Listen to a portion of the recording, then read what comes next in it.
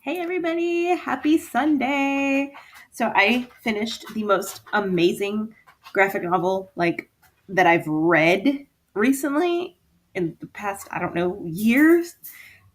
And I had to vlog about it like ASAP. So which is why my hair's a mess, my office is a mess, my dogs are all over the place. It's a mess right now, but I had to get this out because this graphic novel is the shit. It is freaking amazing. Go to your local library or order it on Amazon, whatever you have to do. You need this book right now. It is so awesome. So this is Philip Pullman's The Adventures of John Blake, The Mystery of the Ghost Ship. And if you can't tell already from the cover, it is amazing and it is beautiful. I'm going to preface this by saying I am a bad library patron, and I have had this book in my book bag for about a month.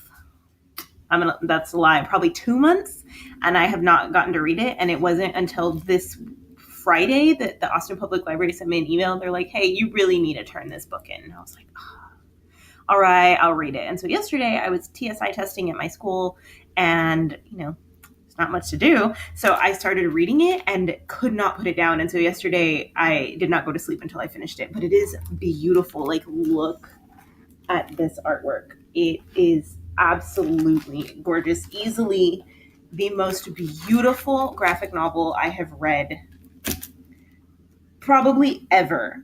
It's amazing, and the adventure in it is just gorgeous. Look at this. Isn't this just beautiful? And just, oh, it's like staring at beautiful paintings and works of art as a book. So needless to say, I'm super grateful to the Austin Public Library for letting me have kept this book as long as I have, but not just because it's such a great story, but because it is beautiful.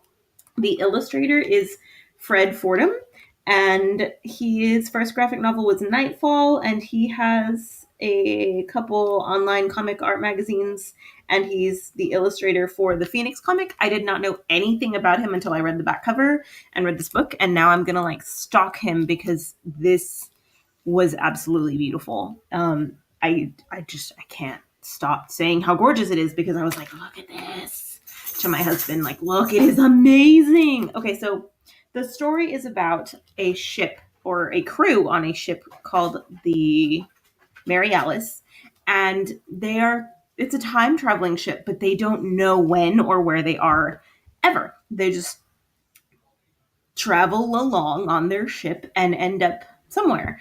And John Blake has evidence to a secret that will undo a major company's owner and CEO. And in this universe, it's kind of the equivalent of what Apple is, because it's somebody who has made a communication device, and he's built this network, and everybody has one. So it's kind of like people with iPhones, and it's so cool. But you don't learn anything about that until later in the book.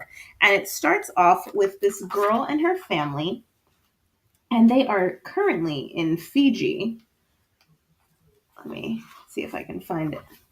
So they're sailing. Their plan is to sail around the world, and they're currently in Fiji. And the girl gets thrown off the ship, and then she is brought on. See, she's thrown off the ship, and she is brought on to the ghost ship. And on the ghost ship, she meets the crew with John Blake and with the captain, and they're just amazing. And there's a conspiracy because this woman is learning about the ghost ship. Sorry, I'm all over the place. But this woman named Danielle has been learning about the ghost ship and tracking their secrets. And then someone breaks into her house to steal all of her evidence and everything she's learned about the ghost ship. And as the story goes on, you learn more about the ghost ship and why it's such a big deal, and who John Blake is and the part that he plays in the world and everything. But basically, his father was experimenting with time travel, and he was kind of in the wrong place at the wrong time and ended up stuck on the ghost ship. And because of him, the ship goes in and out of space and time, or not space, but just does its time traveling that it does. And the ship has a mind of its own, and it takes them where they need to be. Sorry, my dogs are like needing attention. And they end up having to be at a very important place where the evidence has to come out and all the secrets have to be revealed. Sorry if that's really confusing, but it is a little confusing to follow, but it's not like every other graphic novel. Like I just finished reading, I don't remember. I read another graphic novel recently. It was I Am Alfonso Jones. And I had a really hard time following who was who and what was going on. But in this one, it was just so much easier to understand what was going on and to see everything play out. And the language is used is very simple. It's not hard to understand at all. Spoilers, forewarning, all that. It is violent. There's a lot of fighting. There are guns. There's a missile. It is violent. So I wouldn't recommend this for people who are like sensitive about those kinds of things. But I would definitely say this belongs in a high school library because it is amazing and everybody should read it. It is amazing. Yeah, that's all I got for you. So Philip Pullman, the author of The Golden Compass, The Adventures of John Blake, The Mystery of the Ghost Ship.